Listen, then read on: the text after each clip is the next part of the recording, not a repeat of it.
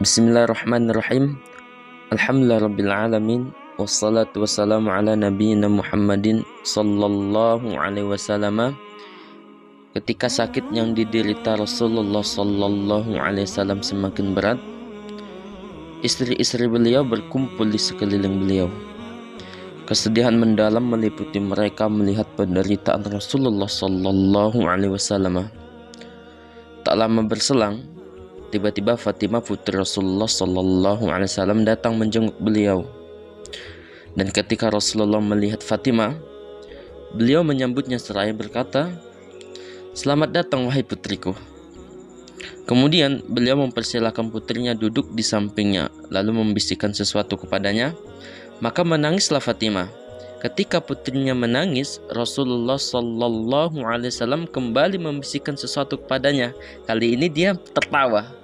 Jadi Aisyah ada di dekat Rasulullah juga, di situ ikut kumpul.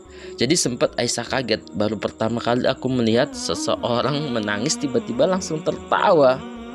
Ketika Fatimah beranjak dari sana, Fatimah pergi dari rumah Rasulullah, kemudian Fatimah pergi.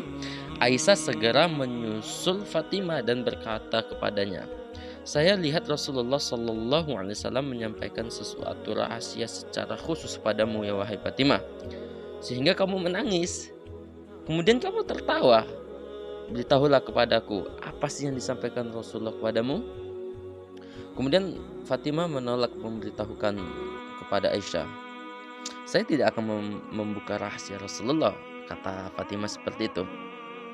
Selanjutnya, selang beberapa hari setelah Rasulullah sallallahu alaihi wasallam wafat, Aisyah kembali menanyakan hal tersebut. "Fatimah, sekarang udah bisa disampaikan belum?" Kemudian kata Fatimah, "Kalau sekarang sudah bolehlah." Kata Fatimah, pada bisikan pertama Rasulullah menyampaikan bahwa malaikat Jibril biasanya setiap tahun mengulangi bacaan Al-Quran sebanyak sekali kepadanya. Dan tahun ini dia melakukan 2 kali. Hal tersebut Rasulullah yakini sebagai petanda ajalnya yang telah dekat. Maka beliau berpesan kepadaku agar bertakwa dan bersabar, karena beliau akan meninggal mendahuluiku. Mendengar itu aku menangis bahwasanya Rasulullah hendak meninggal.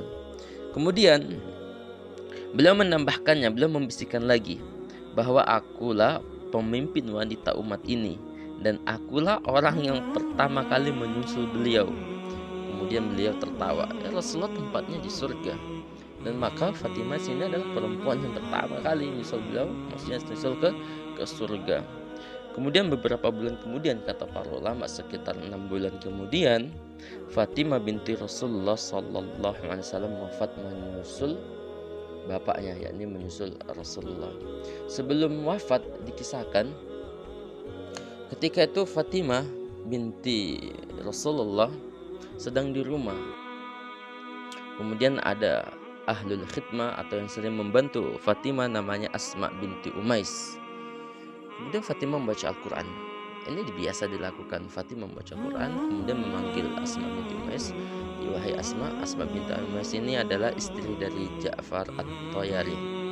Fatimah mengatakan, "Wahai Asma binti Umais, bahwasanya Hasan dengan Husain sedang di masjid. Tolong jaga mereka. Nanti kalau pulang tolong sambut aku, hendak baca Quran." Kemudian kata Asma, "Silakan, itu hal yang biasa dilakukan." Baca Quran, Fatimah baca Quran, tiba-tiba tidak ada suaranya, berhenti. Ini kenapa ini? Kemudian dicek sama Asma binti Umais. Ternyata Fatimah sudah tidak ada. Fatimah sudah meninggal. Kemudian menangislah Asma. Tiba-tiba datang Hasan dengan Husain ke pintu, masuk ke rumah. Dilihat bahwasanya Asma binti Umais matanya sudah berkaca-kaca, sudah menangis. Maka sini Hasan dengan Husain sudah paham bahwasanya ada kesedihan. Dicek ternyata ibunya sudah meninggal, kemudian dipeluk. Kata para ulama disebutkan bahwasanya usia Hasan dan Husain ketika itu 7 atau 8 tahun, seperti itu. Bahwasan sini adalah tugasnya Fatimah selama ketika Rasulullah wafat. Beliau hanya menanti ajalnya dan berbakti pada suaminya Ali bin Abi Thalib, dan hanya mengurus anaknya Hasan Husain dan membaca Quran. Masya Allah, wafat ketika membaca Al-Quran. Dan juga bahwasanya Fatimah binti Rasulullah ini banyak kisah-kisah yang sangat luar biasa menggugah hati kita, menaikkan iman kita. Semoga kita dimatikan dalam husnul khotimah, dan semoga kita dikumpulkan di padang mahsyar nanti bersama Rasulullah sallallahu alaihi wasallam. Wallahu a'lam bishawab.